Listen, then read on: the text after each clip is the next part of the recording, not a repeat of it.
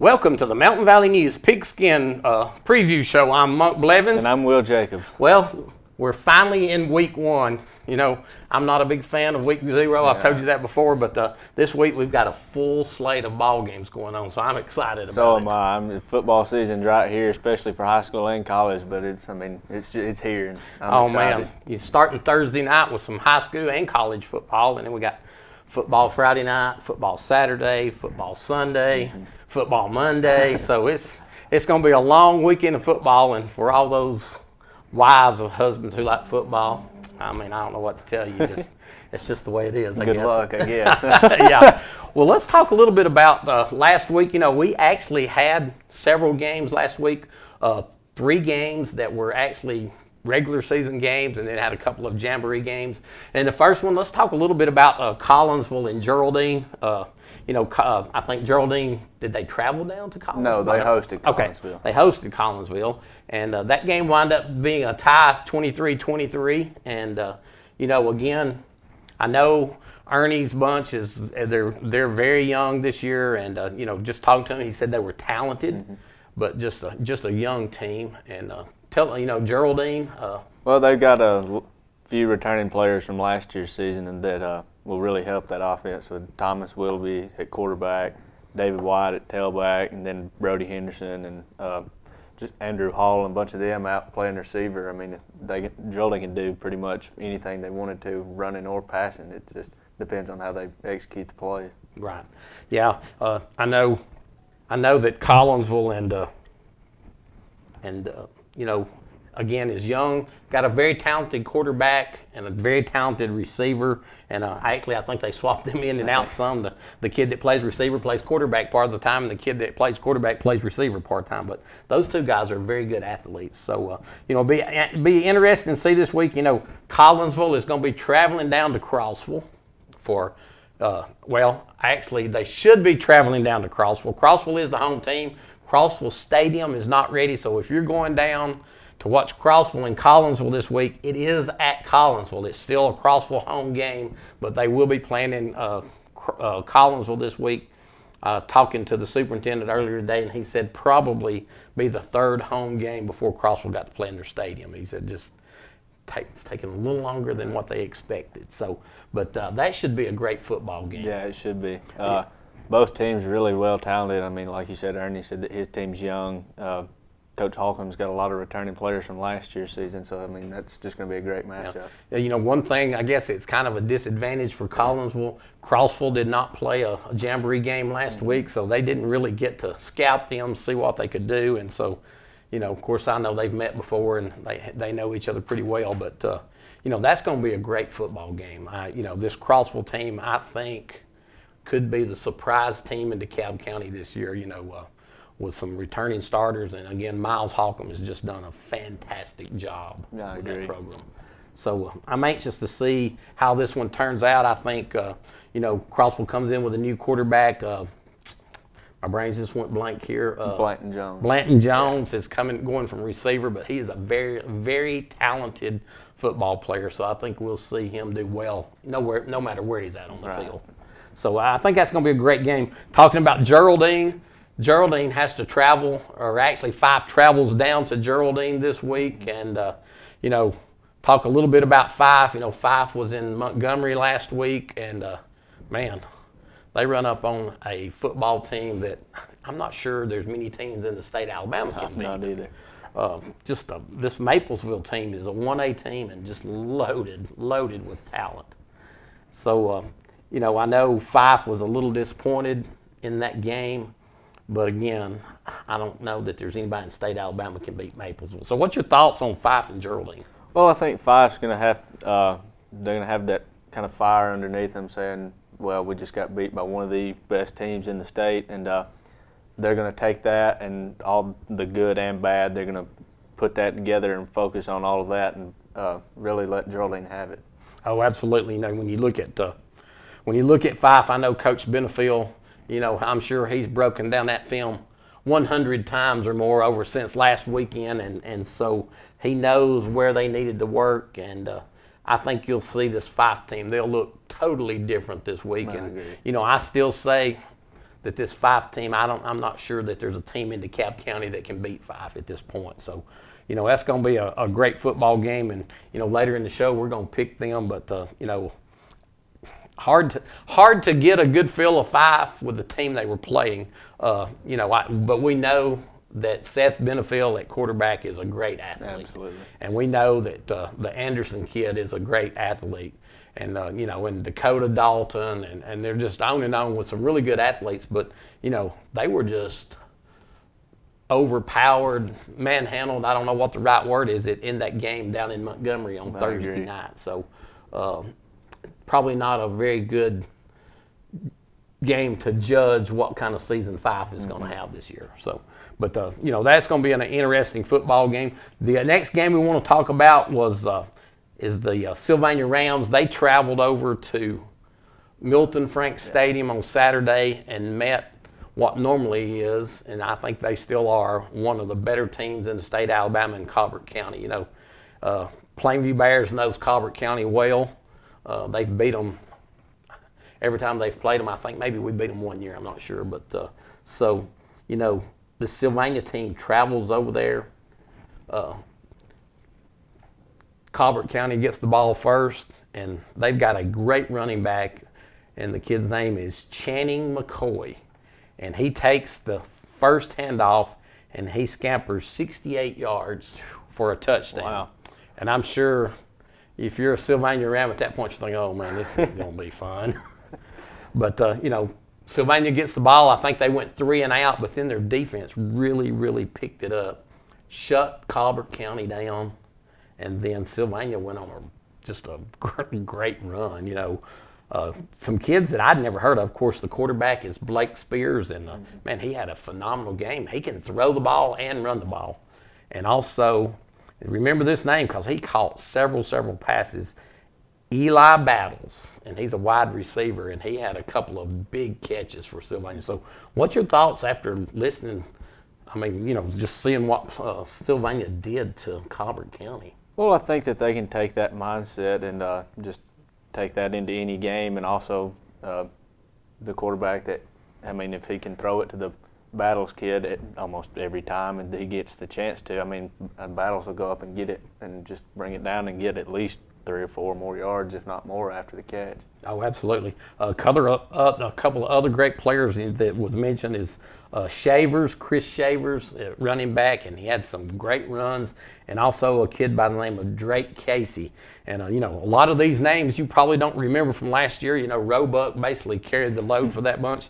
But it seems like really just looking at what they have this time, they're more balanced. They spread the ball around. They can throw it or they can run it. And in defensive wise, they will shut you down. So, Sylvania will travel down to Sardis this week. Of course, we got to see Sardis. They traveled up to Plainview on Friday night and actually took the lead in that ball game. At one time, I think it was 20-10, 20-7 or something. I think so. And got a great quarterback, but he got hurt. He did. And I think my understanding is he's out for the season. So what's your thoughts as Sylvania travels down to play Sardis? Well, I think Sardis losing their quarterback is really going to hurt that team a lot because you saw how well he played against Plainview, both passing and running. So I think Sylvania caught just a little bit of a break right there with their quarterback going out. But either way, I still think that Sylvania's going to have a great game this week and just really give it to Sardis. Yeah. Well, I think if you just hearing, and I did not see the Sylvania game, but I've talked to some people who did see that game, and I think, when we were high on this Sylvania team before this game, and I think probably now we're probably a little bit higher on this team, but, they're probably, right now, I would say they're the team to beat in Class 3A Region 8 at this point of the season, just by what they did to Colbert County. So, I know they're going to have a great football team, and Coach Putnam has done a fantastic job with getting them, man, if you see them, man, they've got muscles on top of muscles. And so, got some great linebackers on defense. Coach Nick Ledbetter has done a great job with that defense. And, you're not going to run the football on them. No. I think you're going to have to pass the ball, and I'm not sure if you can even do that. So, you know, that's going to be it's a tough task for Sardis this week facing this Sylvania team. And I think this Sylvania team is the real deal this year, and it's going to be interesting to see how far they can go. I agree. You know, next game we'll talk about is the Plainview Bears, who, again, they played Sardis last week and, you know, come from behind, won that game 31-30. And so I know you were at that ball game. What's your thoughts on that football game? Well, Plainview really kicked it into gear in the fourth quarter and finally got things together and ended up taking the lead and winning the game. But I think they need to do that in the first quarter, the whole game, because it seemed like coming out first quarter, everybody's excited because it's first regular season game for them. Everybody's hyped up because football is here. I mean, it's week 0, but it still means football is technically here. But then they just got out on the field and did not execute very well at all. You're exactly right. I was a little surprised defensively. I really thought that would be Plainview's strong point in the season. And, you know, Sardis gets the football 3 plays, they're inside the 20-yard line. I mean, they could not stop the quarterback. No. And I'm very surprised that they were able to run the football on Plainview as easy as they did. Now, take it that Plainview did make some adjustments, and in the second half, I think they played a little bit better. But offensively, I think Plainview is going to be okay. They threw the ball a lot, which was, I'm not sure if they just were seeing how good they could throw the ball or if they can't run the football. Clay Cooper had some good runs, though. I think he had 76 yards on the night. And but, you know, Bailey Dukes ran the ball really well. Yeah, he had 3 rushing touchdowns, if I'm not mistaken. Yeah. So, but, you know, I was impressed with Bailey. He made a couple of mistakes on a couple of throws, and I think he had 3 interceptions, and one of them I do remember was just an ill-advised throw, and I know you remember that throw. Yeah. So, you know, I think they will improve from that game last week. They have to travel over to Sandrock this week, and you know, we know Sandrock is a good football team, and we also know that Sandrock has the lead before you ever get off the bus over there. So that's going to be a great test for this Plainview team to see where they're at and if they can run the football. I agree. You know, I guess just looking at Plainview, you know, you got to mention Jacob Wooten on defense, and he had probably without him, it could have been a bad night for the Plainview Bears. You know, he was all over the field making tackles. Him and Cade Willingham both had probably the most tackles on the team. I mean, because really, I mean, it was either Sardis ran it up the middle to where Wooten was at, or they tried to run it around the end, and Willingham was right there to stop him. And looking again, I guess I'm harping a little bit on Plainview's defense, but you know, one thing that I did notice, they wasn't getting a pass rush on the quarterback, and he picked them apart. You know, the defensive backs are a little bit young for Plainview, and I know, you know, they got beat a couple of times on a couple of plays. So I know that's another area that I'm sure they're working on this week to try to solve those problems and maybe, you know, where they can play a little bit better on defense and give the offense an opportunity to make some plays. And then the last game we want to talk about in regular season was the Fort Payne Wildcats. And, you know, I'm so excited for Fort Payne and Coach Paul Ellis after struggling last year. You know, had such a hard time. And, you know, they were able to travel over to Chattooga County and, you know, pulled that thing out. It actually got a little bit closer, I think, than they probably wanted it to be. The score was they won that game 28-27. But, you know, they jumped all over Chattooga County. Yeah, they were up. By at least 2 touchdowns at one point. Yeah, and you know, I know there was some. I had the opportunity to talk to one of the coaches over the weekend, and he said, you know, there's a couple of plays. They actually scored 2 more touchdowns. One was called back for a holding or something, and then the other one, the kid caught the ball and on the edge of the sideline and said it wasn't really that close, but they called him out of bounds, and so both of those touchdowns were called back. Little surprising. The number one kicker in the nation actually missed the first extra point after Fort Payne scored. He missed his extra point, and then he missed 2 field goals during the game. But then he came back and nailed the game winner with just under 28 seconds, I believe. I did hear Paul Ellis said, you know, we did not lose faith in him, and we knew going in with just a few seconds left in that game, we felt very comfortable with him kicking a 25-yard field goal to win the football game, which he did. So, just a great win for Fort Payne. They will actually be hosting Scottsboro this week. Not sure. Scottsboro, I know, had a jamboree game. I think it was a jamboree game. It could have been a regular season. But they got beat. I know they're not near the football team that they were last year. Of course, Coach Nix has moved on, and when he moved on, of course, he moved his son with him, who was probably as good an athlete as there is in this area. So and Scottsboro is about like Collinsville too. They've got talent, but they're very young. I think this Fort Payne team has a very good opportunity of going 2-0 this week against Scottsboro. So we'll see how that shakes out. The next game we want to talk about is Valley Head and Ider. And Ider, Valley Head did not have a jamboree game. Ider had one, and I don't know. I seen some stats. They won. They beat Galesville, and I can't remember. They had a split game, and I don't remember what the other one was. But Coach Brent Tinker, he's got 13 seniors returning this year. So what's your thoughts as Ider opens up the season with Valley Head? Well, I think those 13 seniors are going to play a big role on that team, and on that, they'll bring everybody together, and I feel like Ider's going to have to run the ball extremely well in order to compete with other teams, including Valley Head. Yeah, talking about running the ball, and that's, of course, Brent Tinker is that's his bread and butter, is to be able to run the football. And one of the things, they've got a great running back in Higdon that's returning. Actually played in the backfield last year, or at wingback, and they've moved him to tailback this time, and he'll be a big asset to that football team. Agree. So, anxious to see how this Ider team does. Valley Head comes in. Coach Knapp has had a full year now with Valley Head, and has got his system in place at this point.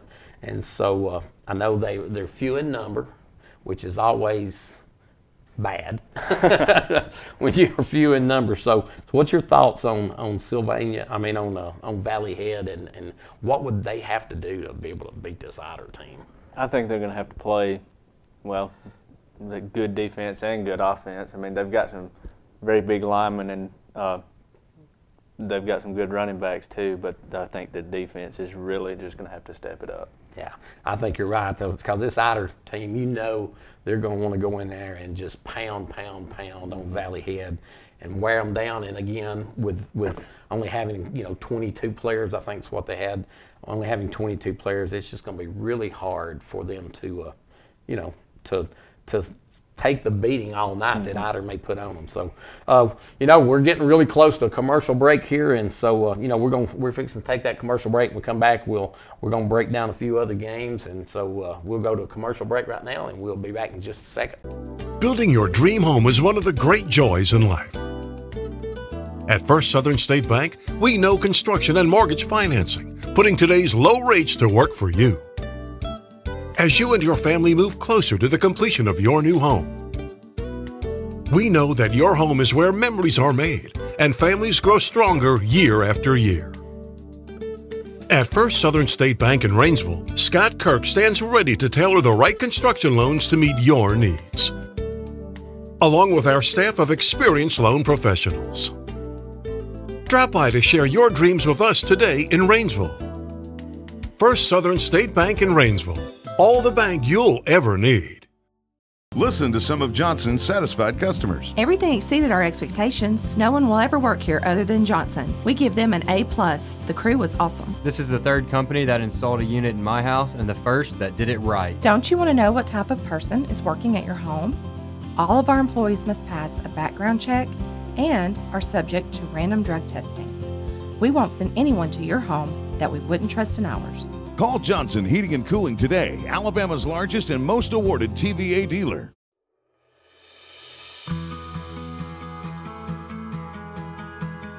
How do you show love?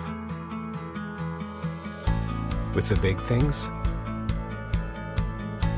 The little things? The tough things? your everything. Show them you care. Alpha Insurance. Okay, we're back. Talking about Valley Head Niter, and I think that'll be a great football game. I think I think Valley Head with the numbers, that's going to hurt them. Mm-hmm. The next game we want to talk about would be Cedar Bluff traveling to North Sand Mountain. North Sand Mountain comes in after a great football game against Dade County last week. Actually led most of the game, and then with just a few minutes left, lost the lead, but then were able to come back and wound up winning that game. I think 28-27, I believe, was the score of that game. So what's your thoughts on this North Sand Mountain team as they play Cedar Bluff? Well, I think that they're going to have to pass the ball very well. I remember a lot from last season, especially when they played at Geraldine. They passed the ball extremely well, and I feel like they're going to have to do that again this year in order to score almost every time they touch the ball. Yeah, I think you're right. The Hill kid at quarterback last year, and he did graduate. His brother, who was the receiver that done most of the catching, he actually is back this time. And so, they've got a good opportunity, but they have got some great players. The big fullback, and man, he is a load. And he is back, and I can't believe he's back because it seems like he's been playing for like 10 years now. But so this North Sand Mountain team has got a great opportunity. Cedar Bluff comes in. I know they had a lot of kids to graduate, transfer out. Some of them, I know they had a phenomenal quarterback who actually left the team and has went on. I think he went to Center or Cherokee County. And so, this Cedar Bluff team, well-coached team, and I think it'll be a good test for North Sand Mountain this week. The next game we want to talk about Pisgah and Locust Fork, but first let's talk a little bit about Pisgah and Section last week.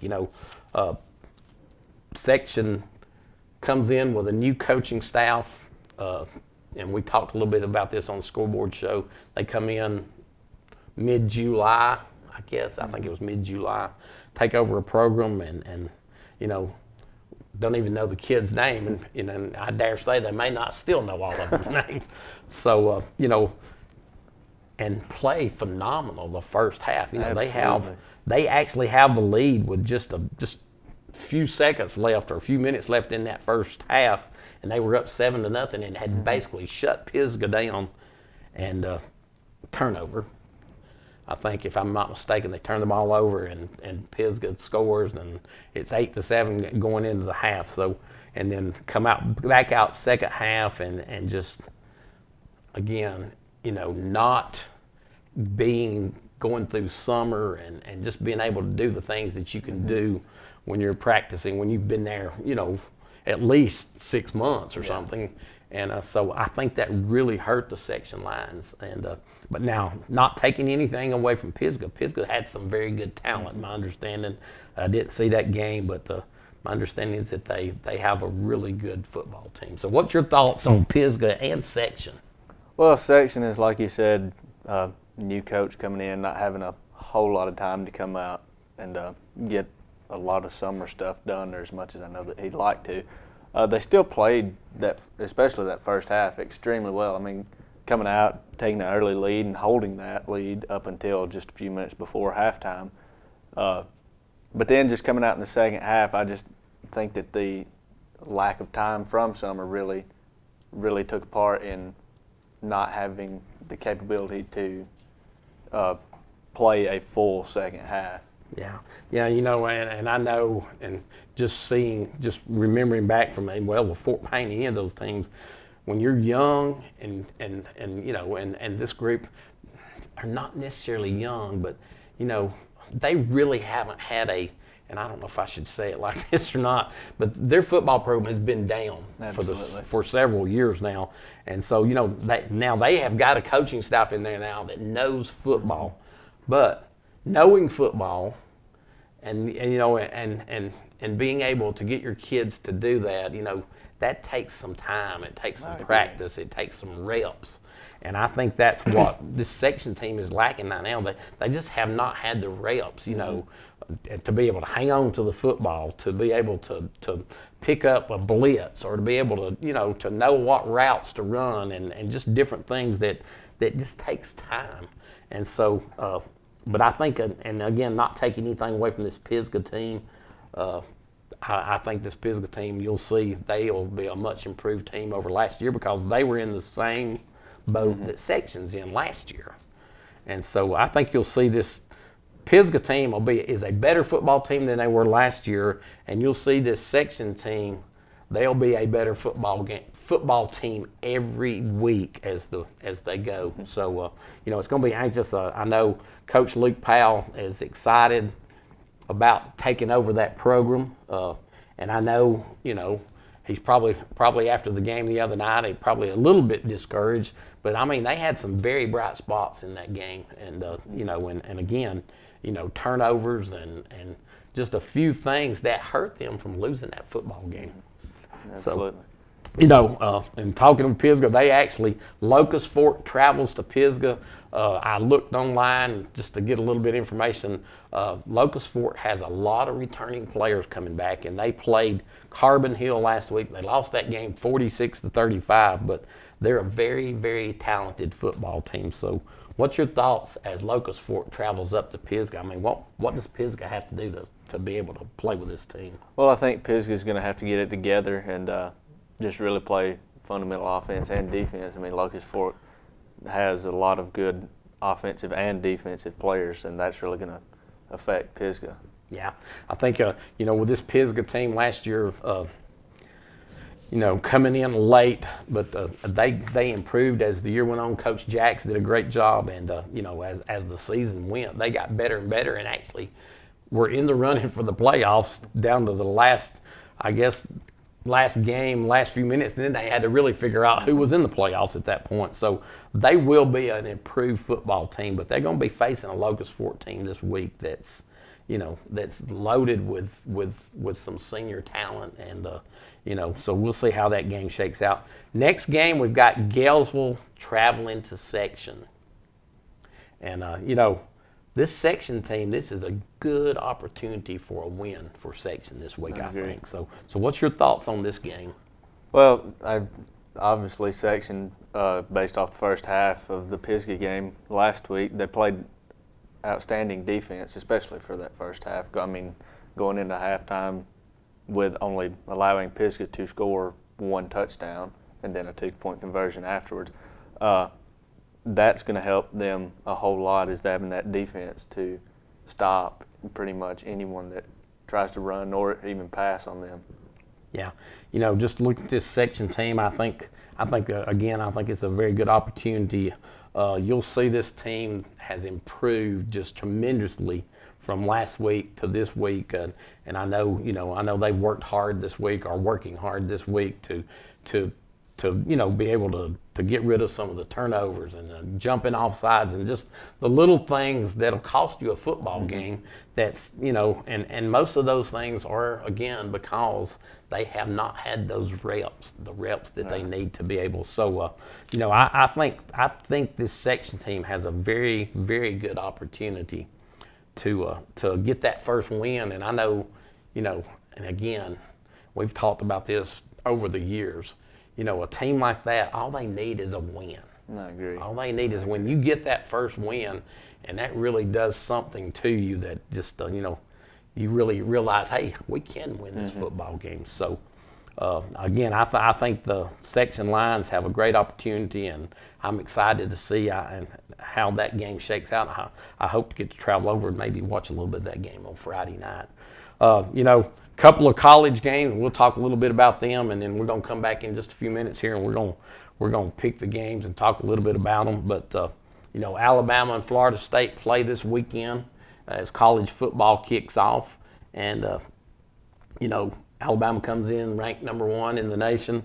Florida State comes in ranked number 3, and I think my understanding was this is the first time, maybe in history, in an opening game that a top 5 teams have played each other. So what's your thoughts on Bama and Florida State? Well, I think Jalen Hurts is going to have to step it up. I mean, he obviously learned a lot from last year, coming in 19 years old and starting for one of the best teams in the country.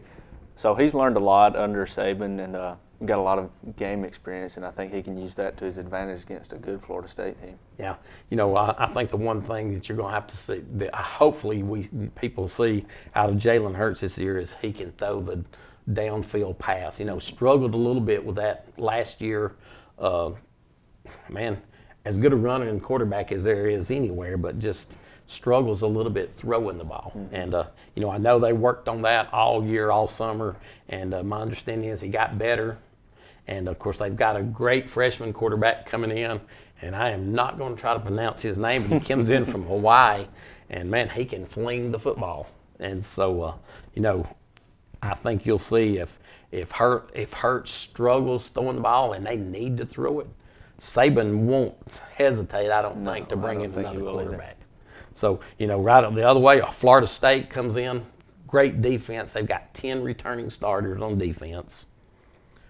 They've got a quarterback who was a freshman last year, just kind of like Hurts, and comes in and actually played good all year. And so this is going to be a phenomenal football game. I agree. Next, we'll talk a little bit about the Auburn Tigers. You know, they're facing Georgia Southern this week, and, you know, Auburn comes in with a new quarterback who was actually, I guess he was transferred from Baylor, and actually started at Baylor, I think, a couple of games, I think he my did. understanding. So I know Auburn is very high on this quarterback. So what's your thoughts on this Auburn football team? Well, I think that the quarterback for Auburn is going to have to step up and live to the expectations that everyone else has for him. I mean, Gus's offense was really up-tempo, so I think that he's going to have to learn to adapt to that very well. Yeah, you know, the one thing I think with Auburn, loaded on defense again, got a couple of great running backs in that can carry the load, and I know the new offensive coordinator Chip Lindsey coming in, he loves to throw the football around.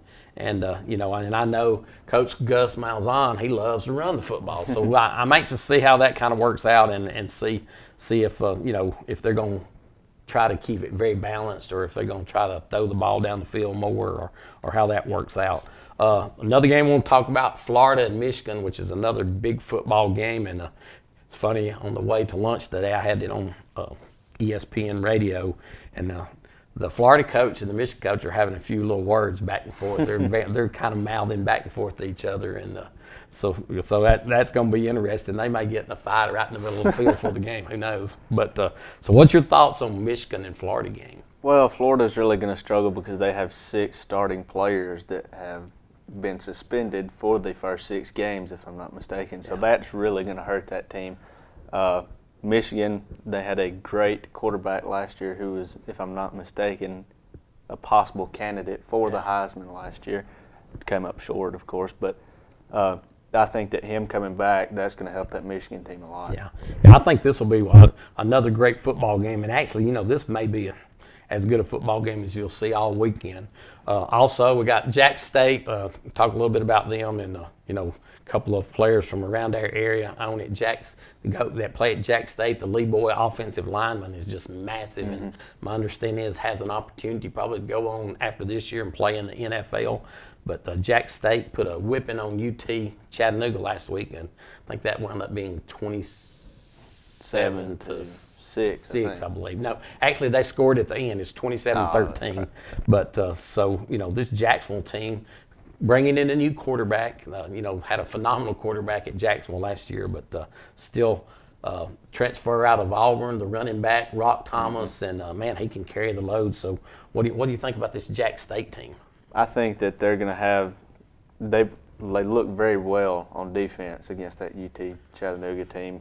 I mean, they played great man-to-man coverage and even swapped it up to zone a little bit, and so that really threw Chattanooga's quarterback off, which their quarterback that was his first start because their quarterback had an NCAA suspension for the first 4 games, so that doesn't help.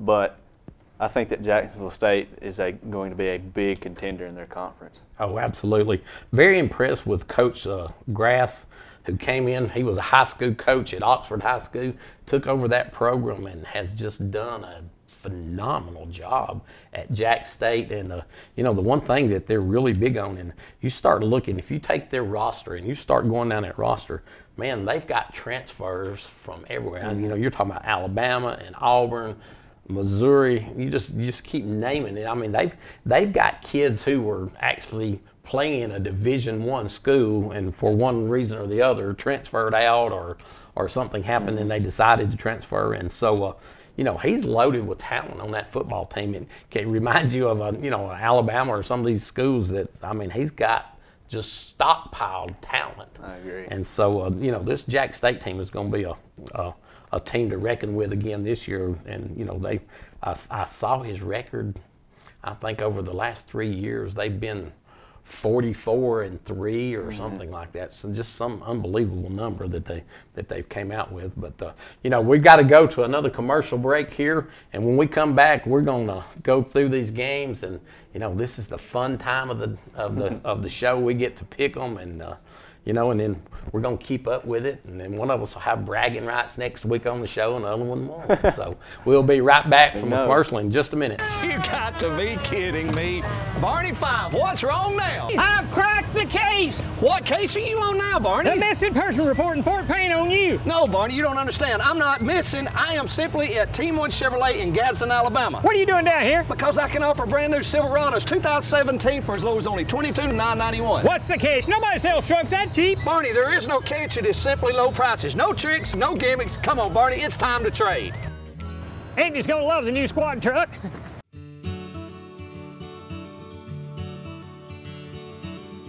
College is more than an education. It's a bridge to your future. Plan your future. Envision your future. Begin your future at Northeast Alabama Community College.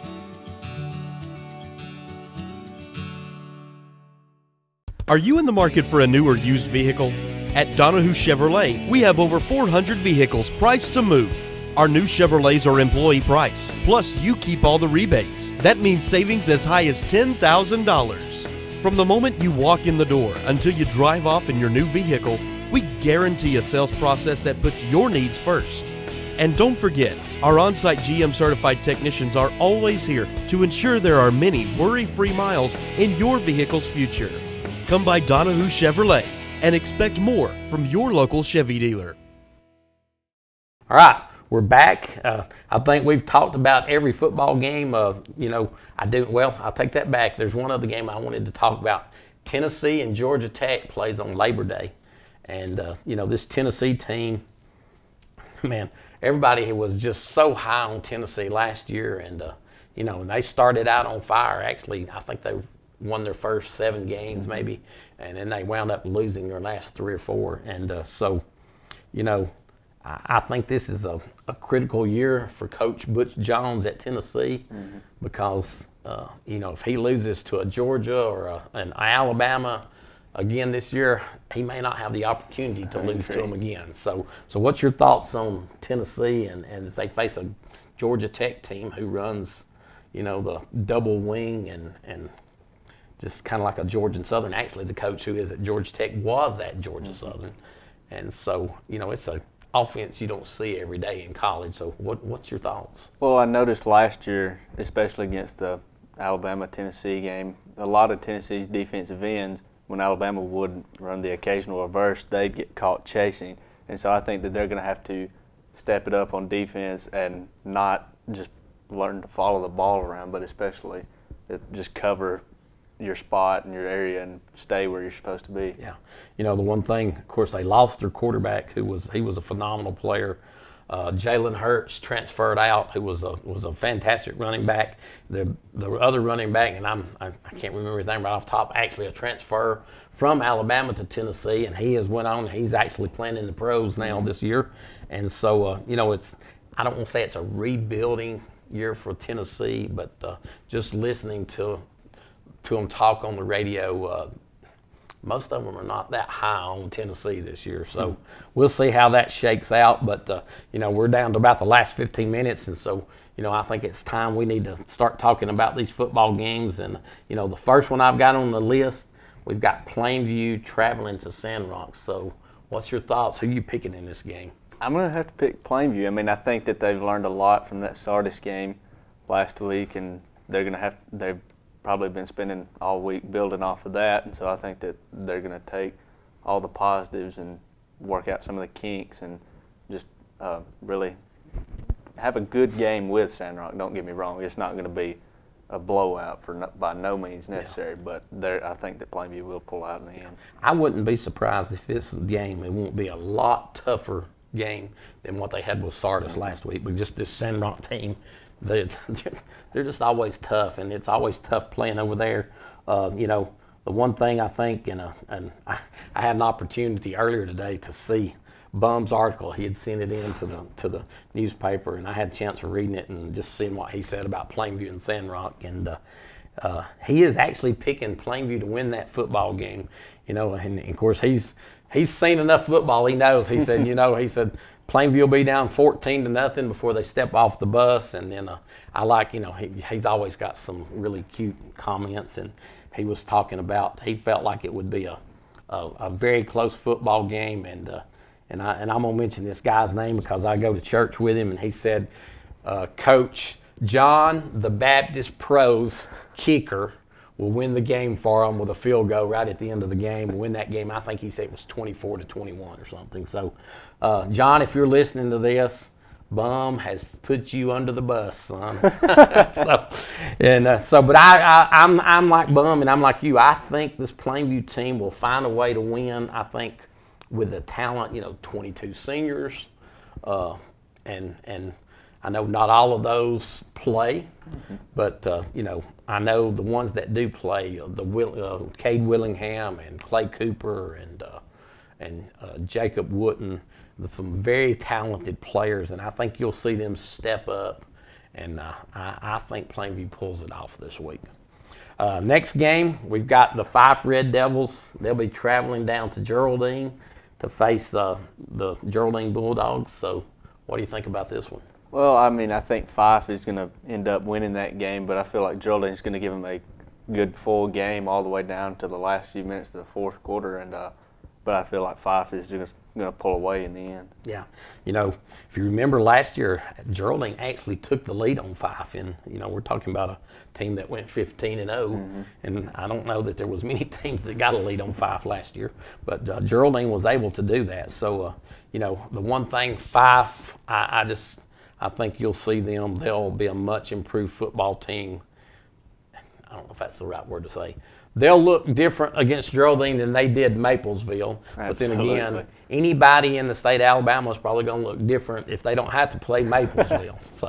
So I think this Geraldine team, I think they will play close in the first half. But I think you'll see Fife and Coach Benefield. I'm not sure that if he does this on purpose, but have you ever noticed, and I know our sound man over here, I know he has seen this time after time, but Fife will be playing, it'll be in the second quarter, and that game will be close, and they'll get the ball with 2 minutes, 2.5 minutes, and they will run that thing down your throat and score right at halftime. And then when they come back at the second half, they'll just wear you out. And I mean, every football game, I don't know, I can't remember a time that I've watched Fife when he doesn't score right before halftime. And I don't know if he does that on purpose or that's just the way it works out. But whatever it is, it works. And so, but Fife is going to win this football game, and I think they'll win it pretty handily in the second half. Next, we've got Fort Payne and Scottsboro. Scottsboro will be traveling over to Fort Payne. What's your thoughts? Well, Scottsboro's got a very young team, and Fort Payne has already started off this season better than they did last year, and so I think they've got a good chance to start off 2-0. Yeah, I think you're exactly right. Scottsboro, again, we mentioned the Nick's kid not there, and Fort Payne, they've got tons of returning players coming back. The Grote kids at running back is back, and was a pretty good football player last year. Jay Tyler Ellis is back at quarterback, and had a good night against Chattooga County. And defensive-wise, they played well. And again, I know he didn't have his best game last week, but Evan McPherson is a threat when they cross the 50-yard line, no matter who they're playing. And you'll see him. I'm sure he was disappointed in his play last week, missing a couple of extra point, a couple of field goals. And being at home this week, that'll make a lot of difference. And I look for Fort Payne to win big. And he's got the first game jitters out of the way, so that'll really. Yeah. I think you'll see this Fort Payne team manhandle Scottsboro. And I hate to put it that way, but I think that's what'll happen. Next, we have Valley Head traveling to Ider. Who you got in this one? I've got Ider. I mean, they've got a great running back at Higdon, and so I think that he's going to have a big game for them. Yeah. I'm picking Ider too. I just think Brent Tinker, I think just hearing him talk, he thinks he's pretty high on this team with all the returning starters he's got. And, Valley Head, again, not taking anything away from Valley Head. They've got some very talented players. I think they will play close with Ider for a while, but it's going to be another one of those situations where Ider just wears Valley Head down, and in the second half, kind of like a Fife will do with everybody they play. I think you'll see Ider wear Valley Head down, so I'm picking Ider to win that one. And next game, and I'm going to call this one the Mountain Valley Muse Game of the Week. I don't know why, and I talked to our superintendent earlier, and I told him I felt like this was probably the game of the week. It's going to be Collinsville at Crossville at Collinsville, if you want to put it that way. Crossville is the home team. They're playing at Collinsville. So who are you picking in this one? I'm picking Crossville just because of the fact that even though Ernie's team is young, I still think that Blanton Jones at quarterback, he's going to have a good game passing the ball. I mean, he can just throw it up to Banks Jolly, and he'll go up and get it. Yeah. Man, this one was a hard game for me to pick.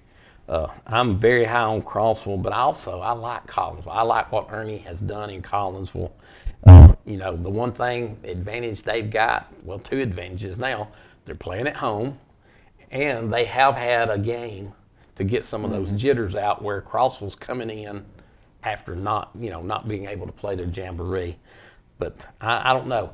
This Crossville team, I feel good about them. I felt good about them starting last year, and I felt good about them going into this season. So I'm going with Crossville. I think they win that football game. Next, we have Sylvania at Sardis. Who you got in this one? I've got Sylvania just because of the fact that their defense really stepped up against a good Colbert County team last Saturday, and Sardis they're obviously morale's going to be down losing their quarterback, so that's really going to take a toll on them. Yeah, I'm right with you. I think Sylvania wins this game, and I think they actually win this game big due to the fact that Sardis has lost their quarterback.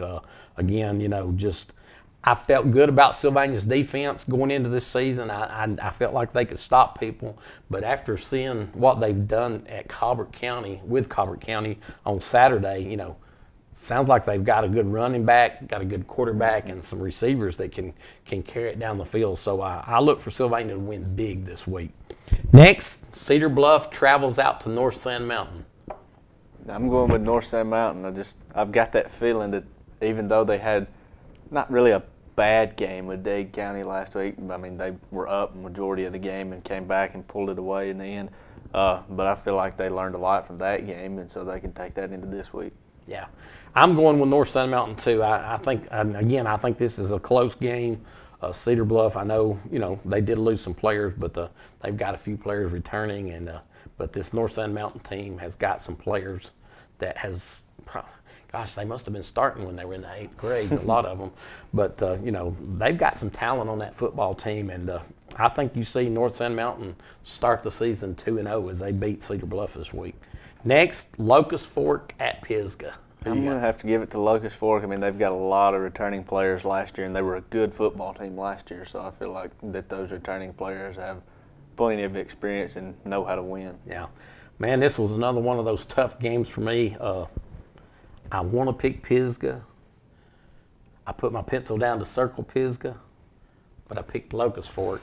And I just think because, with the returning players they got and just seeing what I saw with Pisgah's section and then what Locust Fork had to do, I just think, as Bum said, and again, I got to read his article, he said he thought there'd just be too many locusts in Pisgah on Friday night. So I'm going with Bum. I'm going to pick Locust Fork. All right, next we got Galesville at Section. Who you got? I'm going to go with Section. I mean, I like the way that they played that first half, and they can build off of that a lot, and then they've had all week to work on snap counts, avoiding penalties, holding on to the football, and so I feel like that's going to work to their advantage, and they'll beat this Galesville team. Yeah, I'm going with Section 2.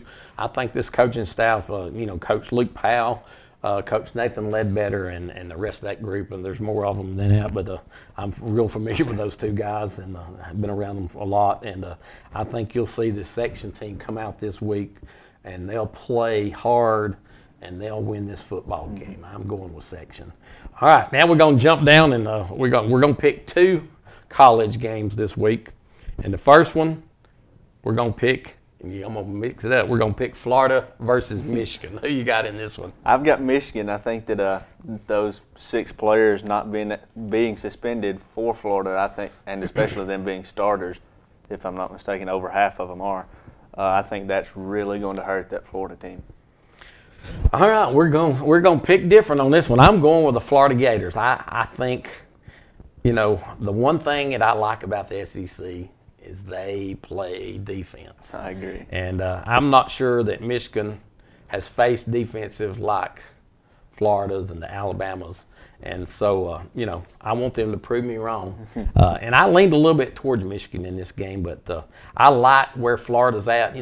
When you take a Florida team for the last 2 years that has made it to the SEC championship, they didn't have a quarterback. I mean, just to be honest with you, they did not have a quarterback.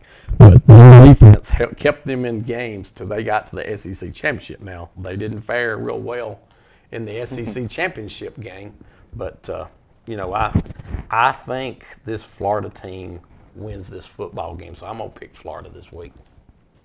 All right, and then our last one, and it's probably one of the, the thing about this game, Alabama, Florida State, the winner of this game takes a big step in going to the national championship. The loser of this game still has a great opportunity to be in the national championship game. So who are you picking in this one? Well, I got together with some of my friends over the weekend, and we talked about all the upcoming college games that were going to be played this week. And I brought up, I said, well, who y'all have for Alabama-Florida State game? And they said, man, I wish both teams could lose. I just wish there was a way. And but they must have been Auburn fans. They were. Well, I am too, but I wasn't going to say that. I might have thought it, but I wasn't going to say it. But I'm going to go with Alabama. I mean, I feel like that their offense and defense is just really going to shut Florida State down. Not by much, but I feel like that they will pull this game out. Yeah. The one thing with this Alabama team, and since Nick Saban has taken over this program, and I don't know what it is, the first game, they play phenomenal. And, now his first year, they did lose their first game. But since then, since 2008, he has won every opening game. And, he has a knack for getting a team ready to play in a big game like this, especially when they haven't played a game all year. I don't know. Again, he's a very good motivator, or they're scared to death of him. I don't know which one it is, but he does a really good job of getting them ready for these games. I think Florida State, again, I think they're going to have a great defense. Jalen Hurts is going to have to be able to throw the football and complete some passes to some great receivers Alabama has. And I think he's going to do that. And I'm going with Alabama to win that football game. And I think it's going to be a squeaker. And, and again, I think, this very possibly could be the same 2 teams you see in a national championship, or at least in the playoff come December. We got just a little bit of time left, and we're going to talk about one more game and we don't have them on the sheet this week. We got Auburn playing Georgia Southern. This Georgia Southern team, is like a Georgia Tech. You know, they run the double wing.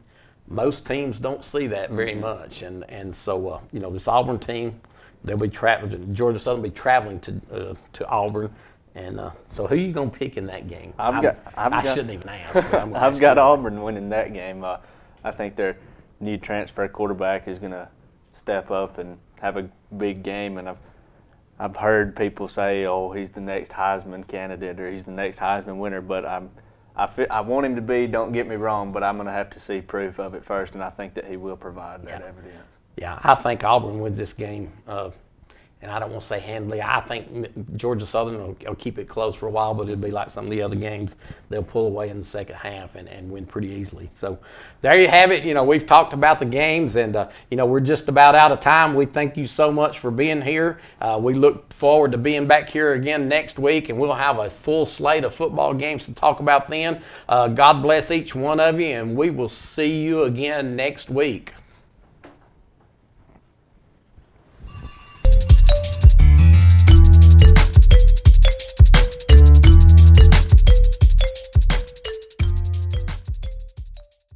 At First Southern State Bank in Rainsville, we excel within the walls of our bank and outside these walls too. We're actively working with area schools to improve classrooms and supporting area student athletes on fields and courts.